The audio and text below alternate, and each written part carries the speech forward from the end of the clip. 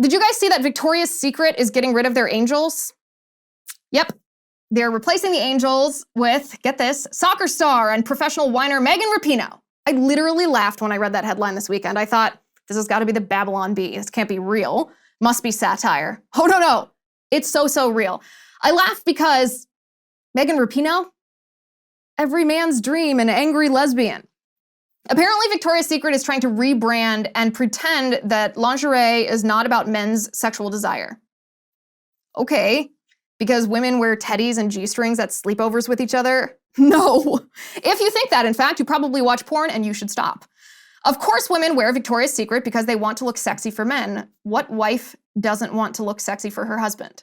And yes, sexy in his opinion, because men and women are different. And there's nothing in this world wrong with that. But here's the thing. Victoria's Secret isn't discontinuing their angels because the gratuitous poses, photos, videos of half-naked women objectifies women's bodies publicly. No. They're doing it because wokesters want to re-educate people, and by people in this case I mean men, on what it means to be sexy.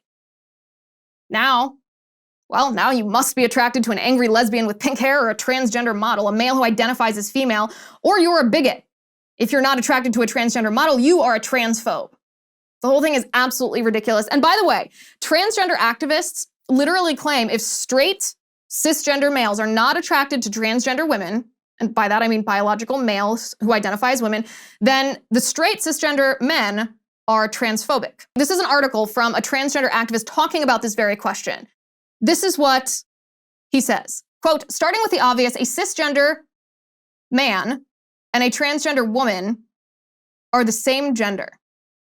While people downplay attraction as solely individual and innate, markers of desirability are deeply political, shaped by our environments, cultures, and dominant society. The fact that society upholds the thin, feminine, able-bodied, cisgender white woman as the epitome of beauty is not a coincidence. These standards are put in place to enforce and naturalize oppressive beliefs. It's perfectly fine, he says, to prefer tall men over short ones or refuse to date a slob, but when it comes to oppressed groups, one's alleged lack of attraction to them is rarely coincidental. So he's basically saying that there's no such thing as biology, that it's all socialization, right? That if you're not attracted to a certain gender, it's because your mind was trained not to by society, not because there's any inherent biology to attraction. He goes on to say, whenever the topic of attraction to transgender people comes up, so do our genitals. It's as if that's all people think we bring to the relationship table. Generally, basing sexual attraction or orientation solely around genitals is rather invasive, dehumanizing, and a bit unrealistic. Nobody needs to see their prospective first date in the nude to figure out if they're cute or not. Most people who declare preferences don't actually do that. They instead deem one set of genitals mandatory for them to maintain attraction. Yeah. He goes on and says, a preference implies an openness to multiple options. However, most people who say they prefer people with vaginas wouldn't ever consider dating someone with a penis. There's a significant difference between people like that and people who would be fine with any set but simply like one better. Again, implying that if you're not open to a sexual relationship with either gender, someone with either male genitalia or female genitalia, then there's something wrong with you. This is what he says. Considering most people's conceptions of gender assign a set of genitalia to each binary gender, genital preferences, though people so often treat them as requirements, are arguably socially taught as well. This is actually a very interesting take. I disagree with him, but it's an interesting take because this is what the left is trying to do in the reverse. They are treating gender as if it's socially taught because they are trying to re-educate men. In this case, Victoria's Secret's arguably doing this. They're trying to re-educate men about what men think is sexy. They're saying, well, you shouldn't think that Victoria's Secret angels are sexy, not because they're too skinny, not because they're airbrushed, not because they have a ton of stage makeup on, not because they're unrealistic in a flawless sense, but because you should think an angry lesbian soccer star and a transgender model are sexy, otherwise you are a bad person. The left is actively trying to re-educate men on how they should think about sex.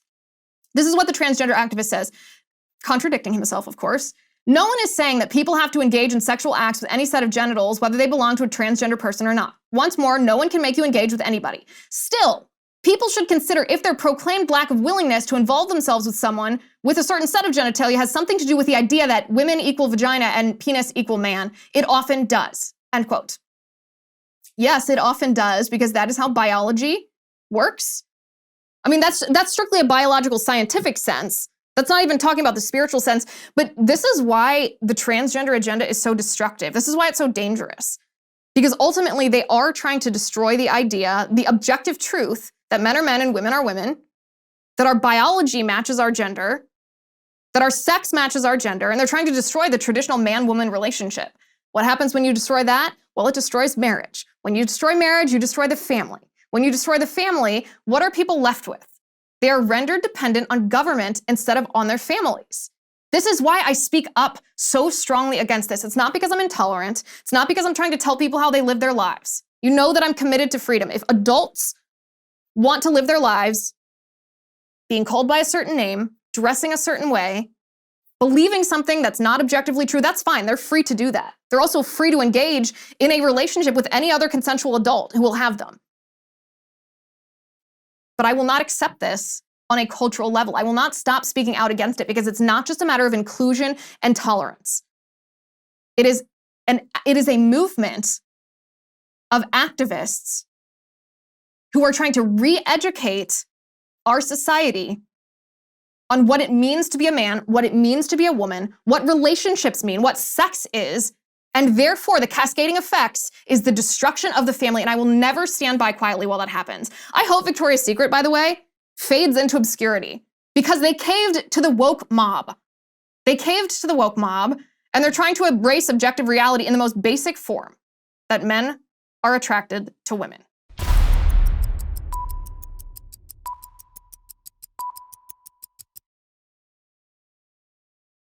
Hi.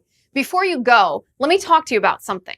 As you know, I've been censored on Facebook and YouTube, so I partnered with Locals to create a censorship-free community. I also just launched my show, and I have a lot of exciting new things coming up that I want to make sure I can share with you and get your input on.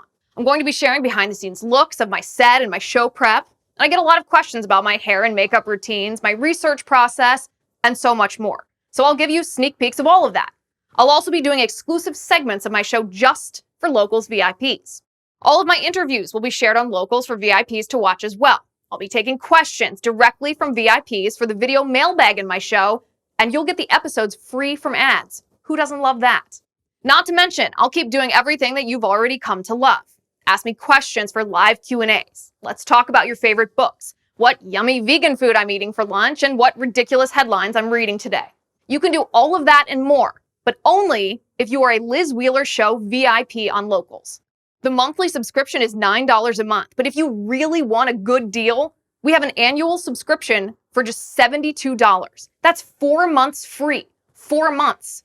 So join me on Locals as a VIP. I'll see you over there.